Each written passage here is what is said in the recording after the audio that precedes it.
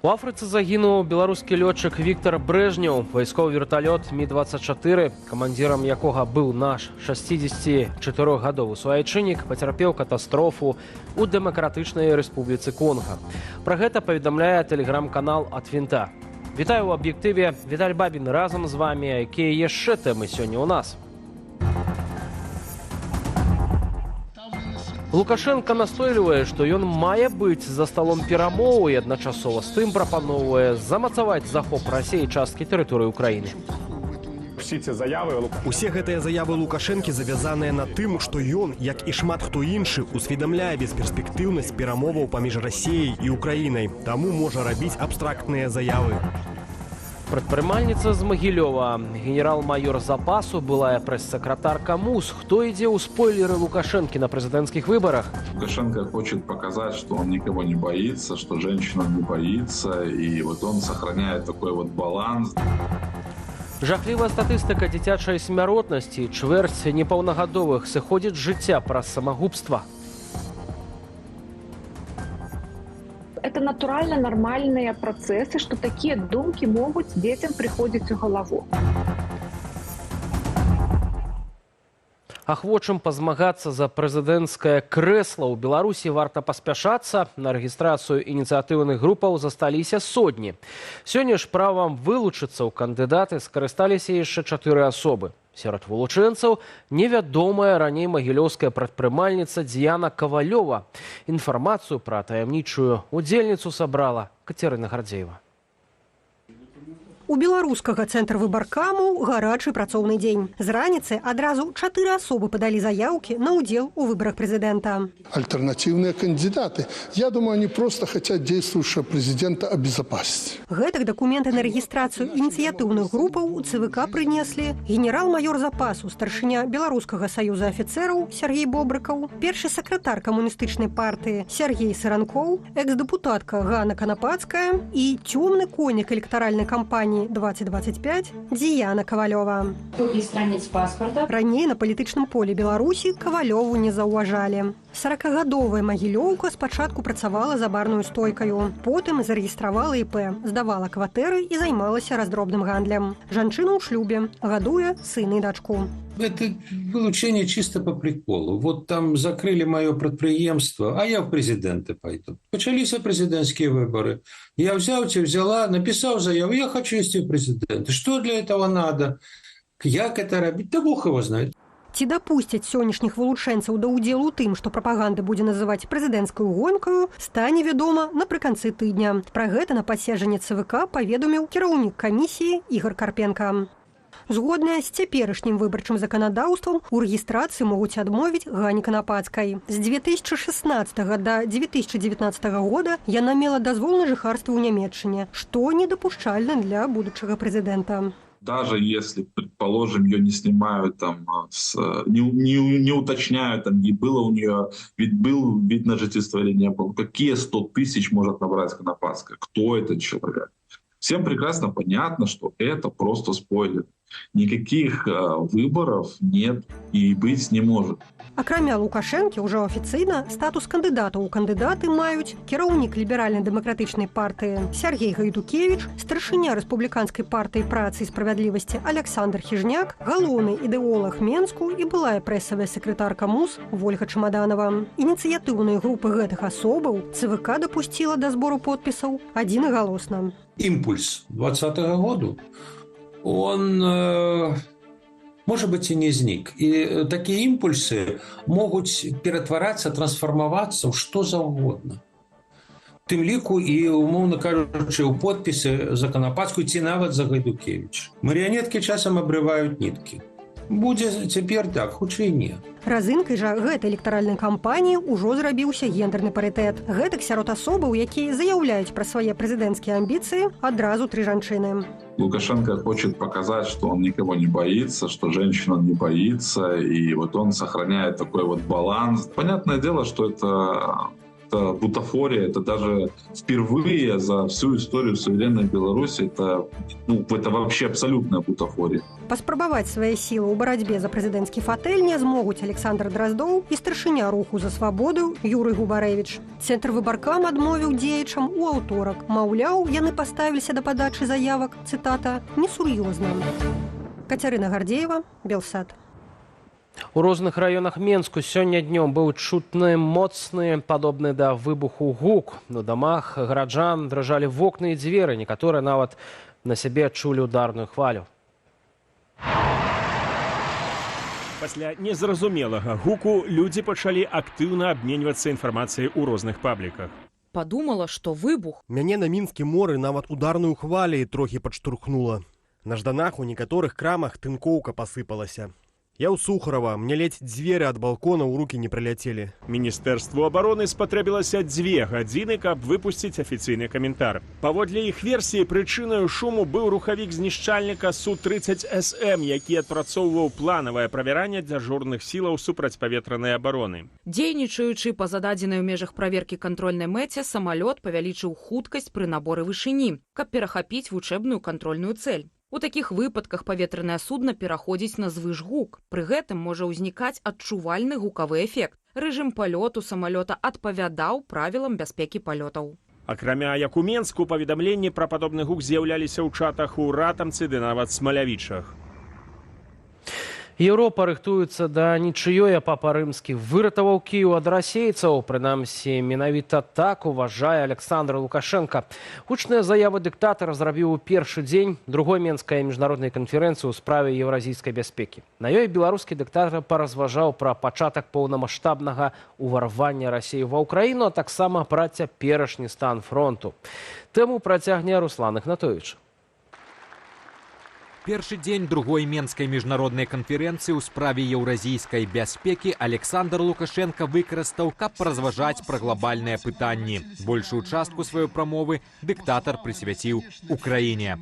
Это к Зеленскому вопрос.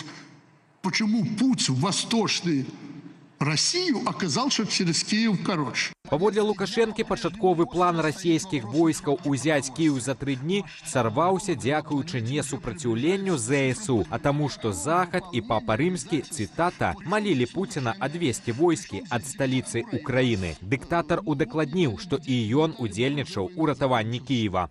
Мне звонили генералы украинские, просили связаться с Путиным через меня, чтобы остановить войну и как-то сдаться в плен. На гэтым эксцэнтрычныя заявы Лукашэнкі не скончыліся. На ягоную думку, працяг вайны нібыта выгадны Захаду, а расійскіх палонных ва ўкраіне няма. Акрамя таго, дыктатар запатрабаваў, каб у выпадку пачатку перамоваў паміж Кіевам і Масквою Беларусь атрымала месца за перамоўным сталом. Это вопрос гарантии нашей безопасности. Больше мы ничего не требуем в этом плане, готовы в этом направлении работать. Супраць таго, каб Лукашенко рэпрэзентаваў нашу краіну падчас такіх перамоваў, выступаюць прадстаўнікі беларускай дэмакратычнай апазіцыі. Лукашенко з'яўляецца часткай вайны Расіі супраць Украіны. Ён не з'яўляецца нейтральным бокам, а гэта вельмі важна для таго, каб прэтэндаваць на такую пляцоўку. Пры гэтым дэмакратычныя сілы кажуць, што замест Лукашэнкі за такім пакуль яшчэ умоўным сталом перамоваў мусяць сядзець яны самі. Але ці чакаюць беларускую апазіцыю за гэтым сталом Кіеў і прадстаўнікі заходніх краінаў? Сам Лукашенко, які знаходзіцца ў Менску, не кантралюе суверэнітэту ўласнай дзяржавы, а беларуская апазіцыя тым больш нічога не кантралюе. Пра што можна размаўляць з прадстаўнікамі эміграцыйных палітычных сілаў, якія не маюць ніякага ўплыву на сітуацыю ў краіне, у якой мясцовае кіраўніцтва не можа ніяк уплываць на сітуацыю? Чаму яны ўвогуле павінны быць за сталом нейкіх рэальных міжнародных перамоваў, дзе будзе ісці гаворка пра развод войскаў і спыненне агню? Ім трэба падумаць, як зрабіць так, каб Беларусь не страціла свайго суверэнітэту найбліжэйшымі гадамі. Але галоўнае, што да любых перамоваў не гатовая сама Расія. Прынамсі, публічна такіх заяваў не гучыць. Вось і на Менскай канферэнцыі выступіў і кіраўнік расійскай дыпламатыі Сергей Лаўроў, які нагадаў Захаду пра яшчэ перадваенныя патрабаванні Пуціна. Сярод іншага, уладар Крамля патрабаваў зменшыць лічбу сябраў НАТО да стану 1997 года. А гэта азначала азначала б выхад з альянсу Польшчы і краінаў Балтыі. А у Украіны немає ніякого виходу наступного. Ва ўкраіны няма ніякага іншага выйсця. Наступныя гады гэта гады вайны на знясіленне. І гэтую вайну на знясіленне Расія будзе працягваць. Украіне неабходна ў гэтай вайне выдужаць і змагацца за знясіленне агрэсара. 2020-2030 гады гэты час цяжкіх выпрабаванняў для Украіны. Разам з тым Віталій Портнікаў упэўнены, што захапіць Украіну цалкам Расія проста няздатная, бо не мае такой моцы. Руслан Ігнатович, Белсат.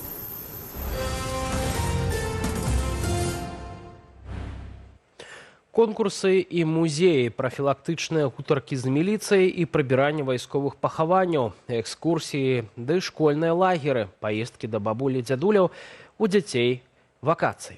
Але падчас прэс-канферэнцыі, прысвечанай арганізацыі занятасці школьнікаў, гучаць трывожныя лічбы. Колькасць дзіцячых смерцяў у Беларусі расце. У чым прычыны, як зменшыць небяспеку для дзяцей, Ірына Драфійчук. У дзяцей канікулы з'явілася больш вольнага часу на забавы ды інтэрнэт, а дарослыя б'юць трывогу. С 9 месяцев 2024 года уже у нас погибло 94 ребенка. И эта цифра на 28% больше, чем в аналогичном периоде прошлого года. Усё гэта смерці звонкавых прычынаў, то бок іх можна было пазбегчы. Паводле Генпракуратуры з 2021 года здарыліся 444 такія выпадкі. Чвэрць з гэтых дзяцей патанула, 70 не выжылі ў выніку дарожна-транспартавых здарэнняў. Ёсць ахвяры і пажараў і падзенняў з вышыні. 12 дзяцей за гэты час забілі. Прычынаў амаль сотні смерцяў у пададзеных звестках не называюць. Уровень жизни населения всегда коррелирует, скажем так, с такими показателями.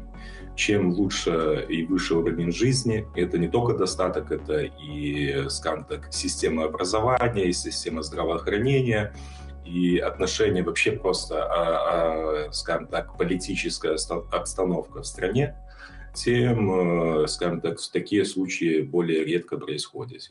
Са звестак Генпракуратуры вынікае, што прычынаю, прынамсі, паловы смерцяў была неасцярожнасць, невыкананне дзецьмі або дарослымі правілаў бяспекі на дарозе, на вадзе ці ля агню. Але 101 дзіця, амаль кожнае чацвёртае з загінулых, само пазбавіла сябе жыцця. Акурат гэтую лічбу, як і колькасць забойстваў дзяцей, падалі ў тэлеграм-канале, а падчас прэс-канферэнцыі не агучвалі. Мы привели цифры, те, которые посчитали, скажем так, важными и нужными знать общественности. Згодна з дакументам Генпракуратуры, які Белпол перахапіў улетку, за першае паўгоддзе колькасць дзіцячых самагубстваў вырасла на 50% у параўнанні з мінулым годам, а ўзрост ахвяраў зменшыўся. Тады гаварылася, што выяўляць дзяцей схільных да суіцыду мусіла б Міністэрства адукацыі. Цяпер акцэнт робяць іншы. Главная ответственность за детей лежит все-таки на нас, на взрослых и в первую очередь на родителях. Думкі пра самагубства паводле псіхолага Вольгі Вялічкі з'яўляюцца ў дзяцей у падлеткавым узросце, калі ім некамфортна сталець. Это натурально нормальные процессы, что такие думки могут детям приходить в голову. И тут вельмі важно, как до гэтага перыяду у жыцці человека, дзіцяці, был падрыхтаваны не толькі ён сам, а каб былі падрыхтаваныя бацькі. Ольга Вялічка пагаджаецца з чыноўнікамі наконт важнасці ролі сям'і ў выхаванні дзіцяці, але каб бацькі яны мелі свабоду выбара, да, реалізоўваць свае бацькоўскія правы. Таму што, напрыклад, тая сітуацыя, якая зараз адбываецца ў горадні, тое, што бацькоў зафужваюць, калі яны не адпішуцца ад там на новапрызнанага экстрэмісцкіх матэрыялаў з сайта, які чытаў увесь горад, і бацькам пагражаюць сопам. Значную частку часу нават на канікулах дзеці праводзяць па-за сям'ёю. У школах арганізоўваюць дзённыя лагеры, экскурсіі, гурткі, бацькі ж мусяць забяспечваць сям'ю. Адсюль і значная роля дзяржавы ў запэўніванні, сярод іншага, бяспекі дзяцей. Когда государство уже отходит, если мы берем события после 2020 года и то, что развивается уже 4 года, занимается проблемами удержания себя у власти и оставления какой-то конкретной элиты у этой власти, а не проблемами общества, государства, семейными ценностями и всем остальным, у них приоритеты другие, естественно, этот показатель и растет. Улады ж кажуць пра ўзмацненне адказнасці бацькоў за гібель ці траўмаванне дзяцей аж да крымінальнай. Ірына Драфійчук, Белсат. Ад заўтра з 1 лістапада пачынае працаваць рэестр аўтамабільных перавознікаў нерэгулярных зносінаў, то бок таксістаў. Усе, хто не паспеў зарэгістравацца, не змогуць законна працаваць. Гэта не адзінае, што змяняецца ў лістападзе. Большыя сацыяльныя выплаты, прыгарадныя цягнікі за поўную цану і даражэйшыя цыгарэты сусветных брэндаў. Што зменіцца і каго змены закрануць, адказы сабраў Антон Бяздольны. Міністэрства працы і сацыяльнай абароны вызначыла новы сярэдні бюджэт пражытковага мінімуму. З 1 лістапада ён складзе амаль 438 рублёў, прырост трошки больш за 1%. Наша экономика представляет возможность направить больше денег именно в данную сферу, что мы и делаем. Ад гэтага паказніку залежыць цэлы шэраг сацыяльных выплатаў. Напрыклад, аднаразовая дапамога пры нараджэнні першага дзіцяці вырасце на 48 рублёў, а даплата да пенсіі ў непрацоўным пенсіянерам, старэйшым за 75 гадоў, менш чым на рубель. Эта лічба, наш пражытковы мінімум, не адлюстроўвае рэальных коштаў у Рэспубліцы Беларусь. Ён павінен быць значна большы, і, канешне, падняцце на 1% ніяк не звязанае зараз не з той інфляцыяй, якая існуе толькі ў кабінетах Белстата, а з рэальнай інфляцыяй, якую адчуваюць грамадзяне, значна большая, чым тыя 6%, якія нам малюе наш Белстат. Наступны раз пражытковы мінімум перагледзяць толькі 1 лютага. Змяняецца памер дапамогі на пахаванне. Сваякі памерлага ў лістападзе змогуць атрымаць на 27 рублёў меней, чымся ў мінулым месяцы. Суму пераглядаюць штомесяц і залежыць яна ад сярэдняга заробку ў краіне ў перадапошні месяц. То бок у лістападзе дапамога роўная заробку ў верасні. Звярнуцца па дапамогу можна цягам 6 месяцаў пасля смерці блізкай асобы. Афармленне дакументаў не можа займаць больш за 1 дзень. Атрымаць выплату можна толькі на тэрыторыі Беларусі. Мінздароўя пашырыла спіс паслугаў, дзе цэны рэгулюе дзяржава. З лістапада прыватныя медцэнтры не могуць самастойна вызначаць цану на кансультацыі дактароў-спецыялістаў. Акрамя гэтага, цэны рэгулююцца на дыягнастычныя захады, медкамісіі, выдачу даведак для кіроўцаў і стаматалагічныя паслугі. Перш за ўсё, это варта ўсамаць такія захады ў якасці інструментаў стрымлення інфляцыі, цяжар якіх кладецца наўпростава на плечы, на гаманцы звычайных людзей, якія працуюць у медыцынскай галіне. Рэгуляванне цэнаў пачалося летась у лістападзе, калі Мінздароўя абмежавала тарыфы ў прыватных стаматалогіях. Праз 4 месяцы прэм'ер-міністр Арман Галоўчынка прызнаў неэфектыўнасць захадаў, але ад ідэі не адмовіліся і ўжо сёлета ўвялі для стаматолагаў абмежаванні ў часе працы і выдатках матэрыялаў.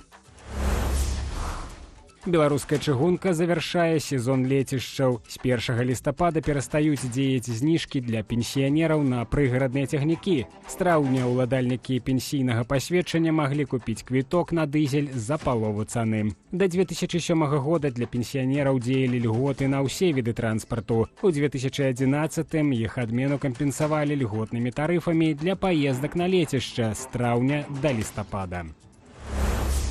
Вырастуць цэны на амаль дзясятак найменняў цыгарэтаў. У спісе выключна замежныя брэнды – Camel, Richmond, Pall Mall, Dunhill. Прынамсі, 6 марак цыгарэтаў падаражаюць на 10 копеек і яшчэ 3 на 20. Эксперты звязваюць гэтыя падвышэнні з уніфікацыяй беларускіх акцызаў з расійскімі. Растуць яны таму, што мы падпісалі дамову з Расіі, але які зараз заробак у Расіі і які зараз заробак у Беларусі. Ўсё ж такі гэта вельмі розныя рэчы, але гэта працуе цалкам на кошт беларускай дзяржавы. Мінулы раз цыгарэты даражэлі ў траўні, тады падаражэнне закранула 45 марак, у тым ліку беларускія.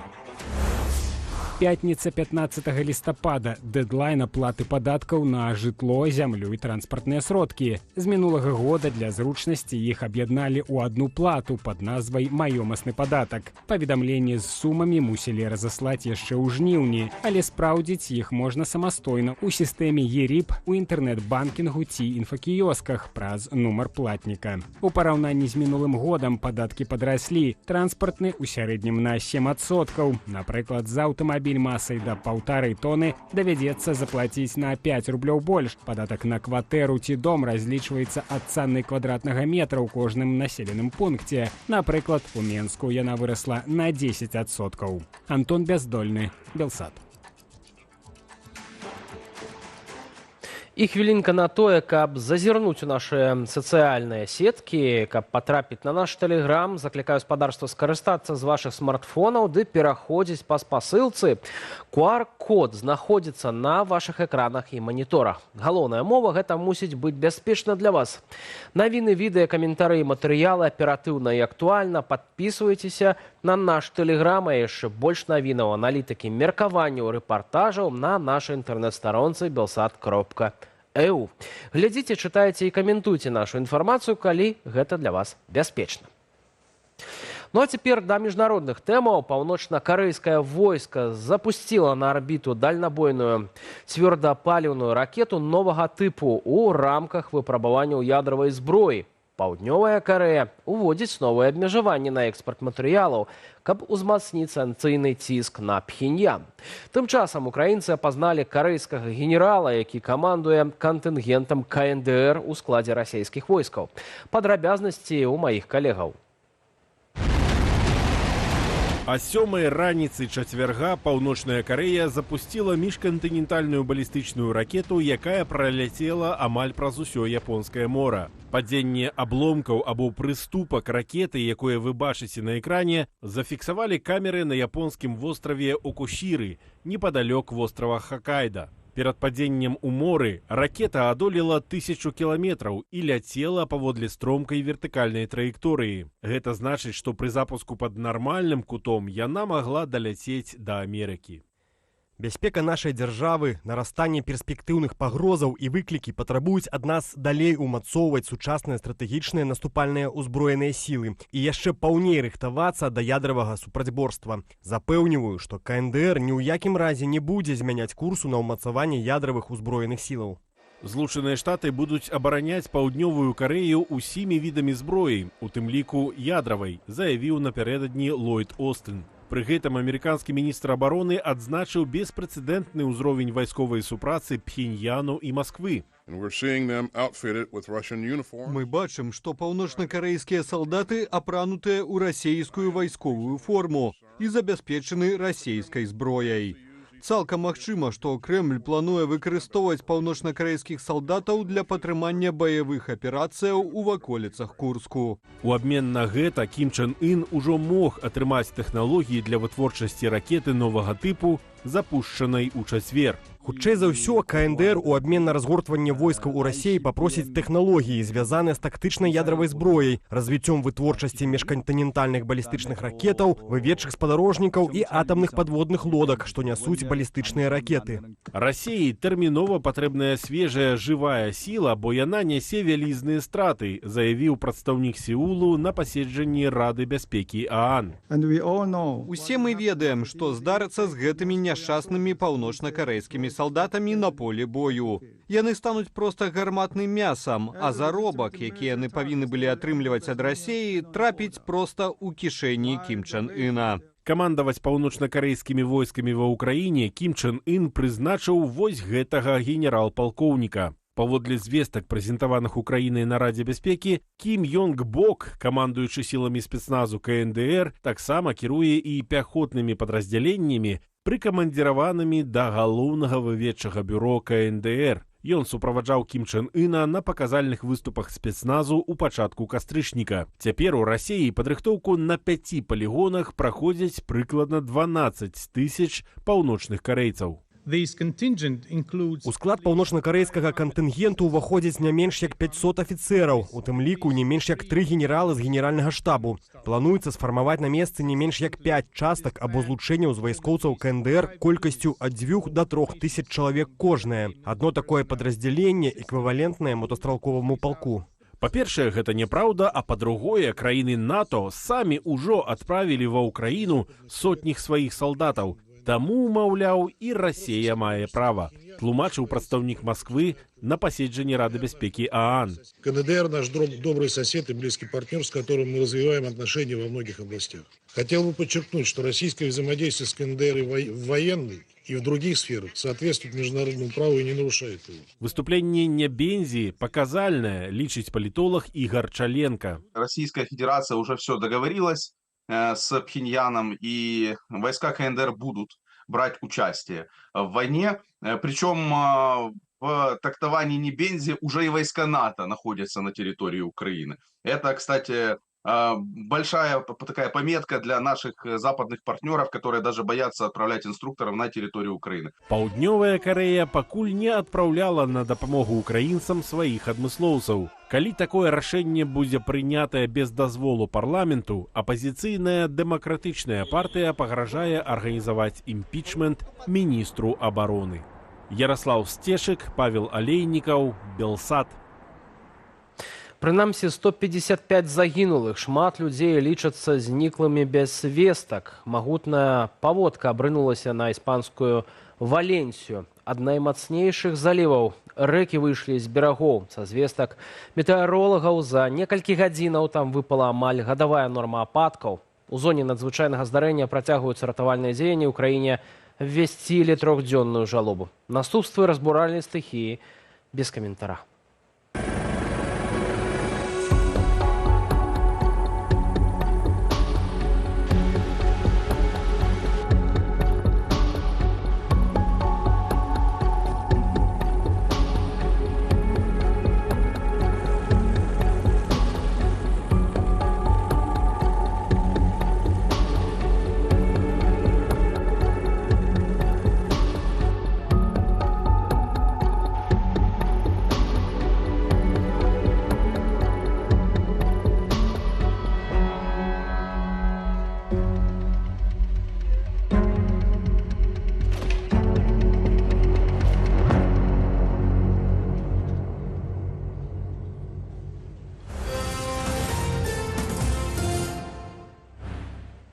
А цяпер Хэллоуін, карані якога ў традыцыях старажытных кельтаў Ірландыі і Шатландыі. Цяпер шырока святкуецца ва ўсім свеце. Лічыцца, што ў ноч з 31 кастрычніка на 1 лістапада свет мёртвых прыадкрываецца і на зямлю пранікаюць духі ды розныя нячысцікі. Гэтым разам свой унёсак у звышнатуральнае зрабіла міжнародная група навукоўцаў, што працуе ў Польшы.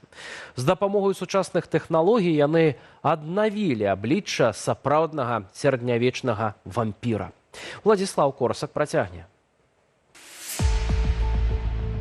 Універсітэт Мікалая Каперніка Торунь. Навукоўцы з выкарыстаннем тэхналогіяў ДНК, 3D-друку і пластыліну рэканструявалі аблічча меркаванай сярэднявечнай вампіркі. І назвалі яе Зося. Людзі, якія 400 гадоў таму пахавалі Зосю на поўначы Польшчы, непадалёк гораду Быдгаш, зрабілі ўсё, каб дзяўчына не паўстала з магілы. Яна была знойдзеная ў 2022 годзе ў магіле з сярпом, прыціснутым да горла, а на вялікім пальцы левай нагі быў прымацаваны замок. Людзі, якія яе хавалі, думалі, што яна была вампірам. Паводле навукоўцаў, дзяўчыне на момант пахавання было максімум 20 гадоў. Пры жыцці яна меркавана мела праблемы з псіхікаю. Навукоўцы ж жадаюць паказаць Зосю, цытата, чалавекам, а не монстрам, у вобразе якога яна пахаваная. Яна пакарае вашае сэрца. Гэта моцная гісторыя, і я вельмі рады прэзентаваць вам, хутчэй за ўсё, ейны сапраўдны твар. Я хачу, каб у гледача ўзнік з ёю свайго роду эмацыйны кантакт. Знойдзенае пад Быдгашам вампірскае пахаванне не адзінае. Акрамя Зосі, на безыменных могілках знайшлі парэшткі дзіцяці вампіра, пахаванага тварам уніз і з аналагічным вісячым замком на нагах. Падобныя пахаванні ёсць і ў Беларусі. Вампіраў у нас называюць вупырамі. Гэта нежыць, якая пагражае разарваць людзей, свойскую жывёлу, разносіць хваробы. Першыя кандыдаты на вупырскую кар'еру – самагубцы, праклятыя, памерлыя чараўнікі, ды нават нябожчыкі, чыю магілу пераскочыла чорная котка. У палескай вёсцы Парэ ёсць нават сапраўдныя вупырскія могілкі.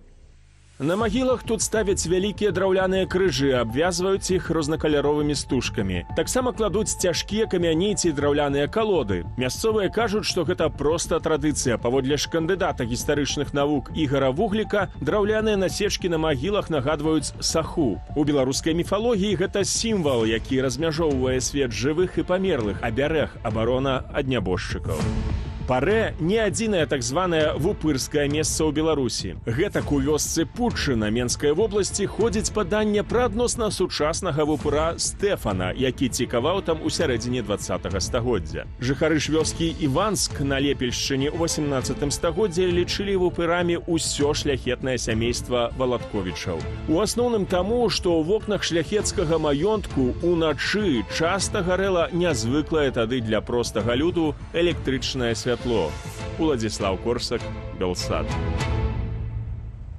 На гэтым завяршаем наш эфір.